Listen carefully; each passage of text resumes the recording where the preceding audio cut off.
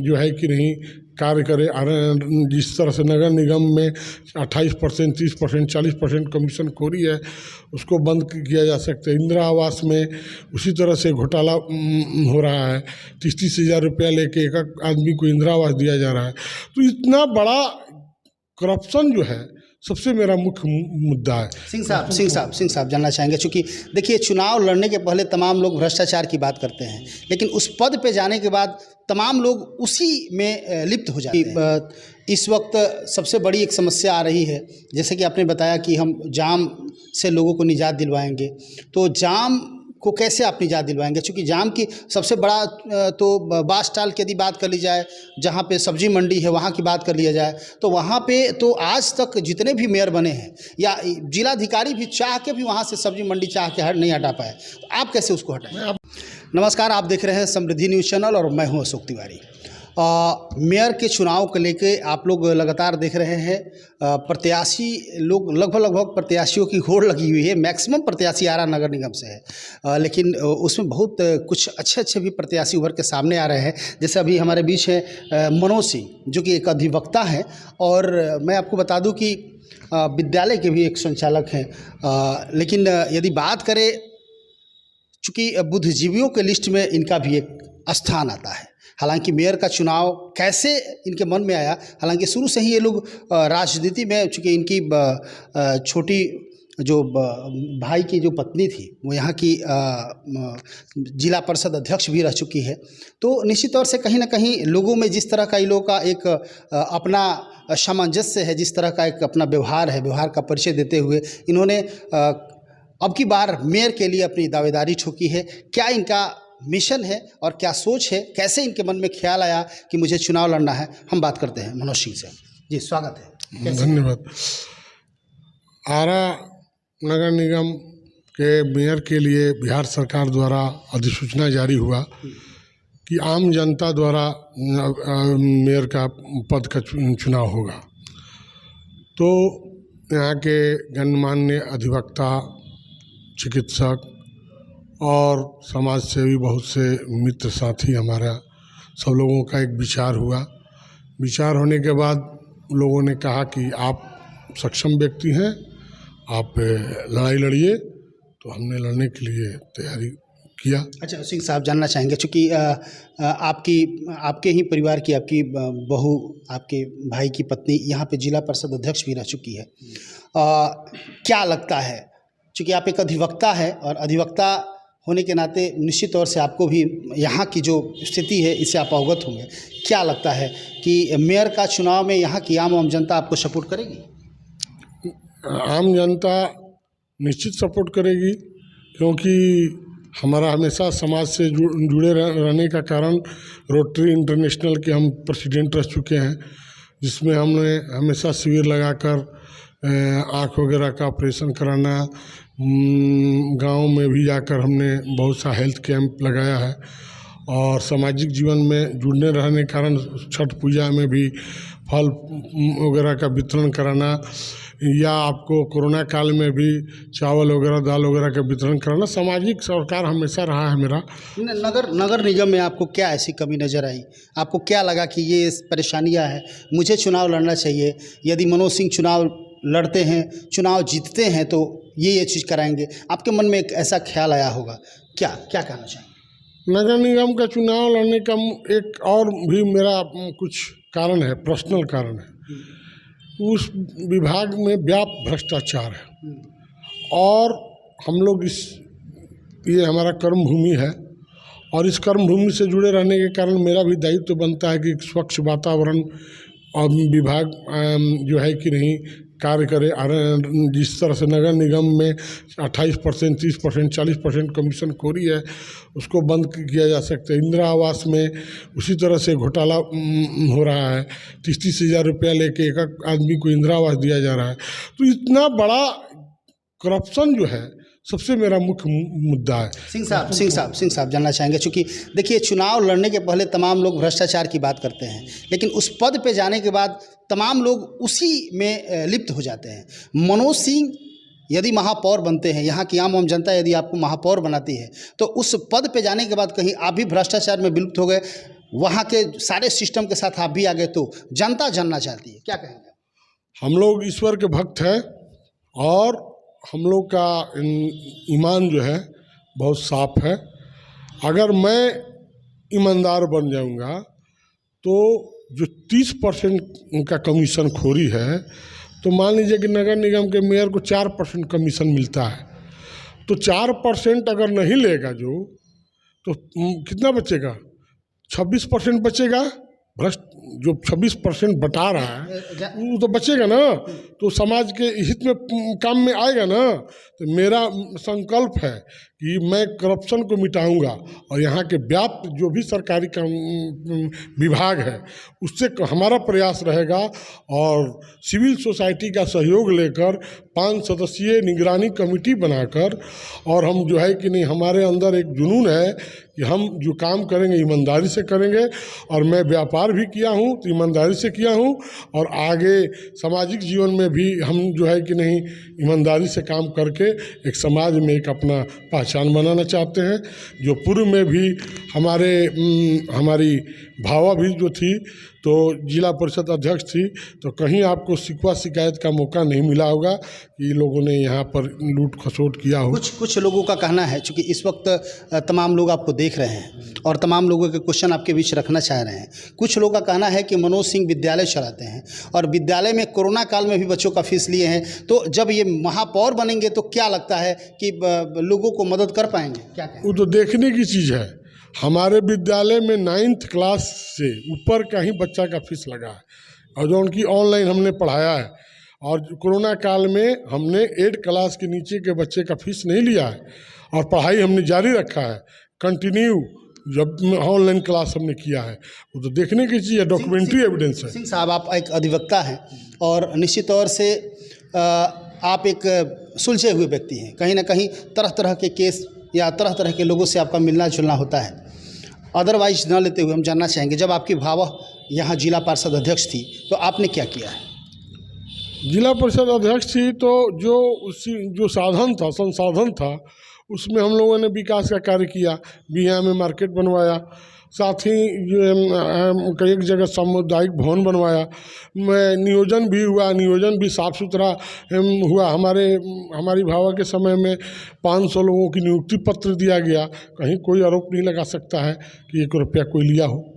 अच्छा, आप यदि मेयर बनते हैं, चूँकि इस वक्त की सबसे बड़ी बात यही है कि जब भी लोगों से बात की जाती है उनके मिशन की, कि आपका क्या विज़न क्या है, आपका एजेंडा क्या है, तो बहुत सारे लोग लड़खड़ा जा रहे हैं, कहते हैं कि विकास करना। विकास तो सब लोग विकास की बात करते हैं, लेकिन मैं जानना चाहता हूं सिंह साहब आपसे कि आप एक अधिवक्ता है, आपने तो ज़रूर विकास का कुछ मैप तैयार किया होगा कि यदि हम महापौर बनते हैं तो मैं ये करूँगा, मेरा विज़न ये है, और इस वक्त तमाम लोग आपको देख रहे हैं, क्या करेंगे? हमारे पास अभी तक जितने भी मेयर बने हैं, कॉन्स्टिट्यूशन में क्या राइट मिला है मेयर को, आज तक एक भी इम्प्लीमेंटेशन नहीं हुआ है। और मेरे पास कॉन्स्टिट्यूशन का जो राइट है, 18 राइट है। 18 राइट का हमने सूचीबद्ध तरीके से अपना प्लानिंग कर लिया है कि हमको क्या क्या करना है। हमको विकास प्राधिकरण का गठन करना है, हमको मेडिकल के सेक्टर में 5 वार्ड को मिलाकर क्लस्टर बनाकर जो है कि नहीं एक हॉस्पिटल का निर्माण कराने के लिए हम प्रयास करेंगे, जिससे जो है कि नहीं एक सदर हॉस्पिटल है, उस पर सारा पूरे शहर का दबाव बना हुआ है। जो आपने कोरोना काल में देखा जो स्थिति उत्पन्न हुआ है, उस सब को निजात दिलाना है। ये जो जाम का समस्या है, बहुत जटिल जाम की समस्या है, इससे निजात दिलाना है।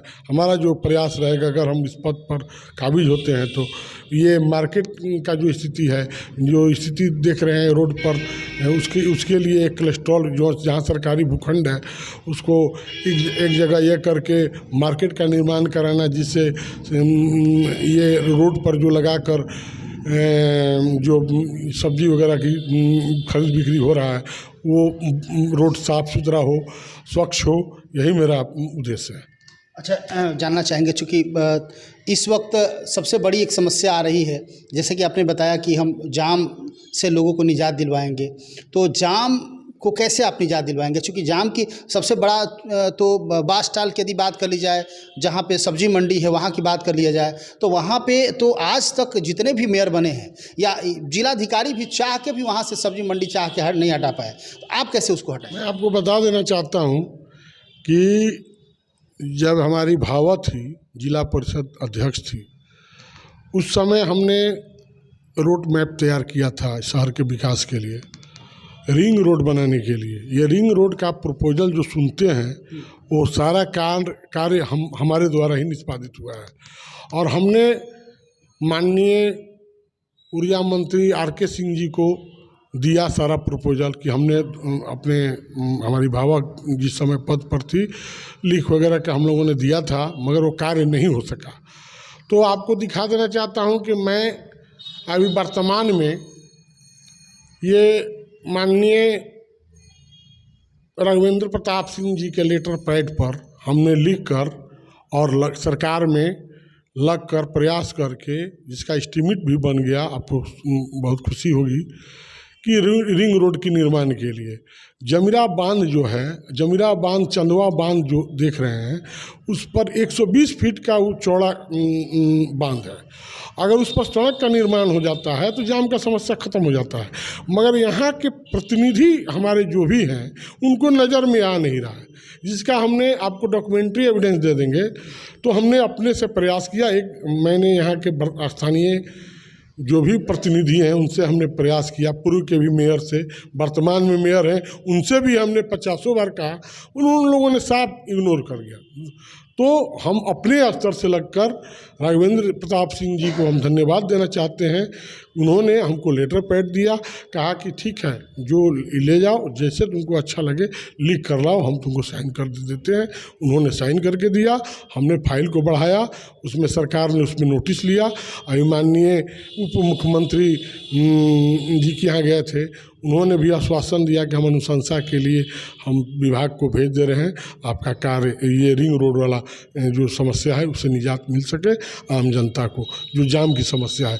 वो इतनी बड़ी समस्या है, वो समस्या का चुटकी में हल होने वाला है।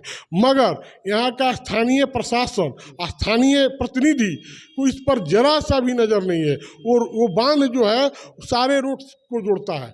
और कहाँ मान लीजिए कि आपको एकौना रोड में जाना है तो गांगी से आप वहाँ निकल जाइएगा, एकौना रोड चले जाइएगा। आपको चंदवा जाना है तो आप शहर में कहीं ले आइएगा, आप उस रोड को पकड़ के सीधे चंदवा पहुँच जाइएगा।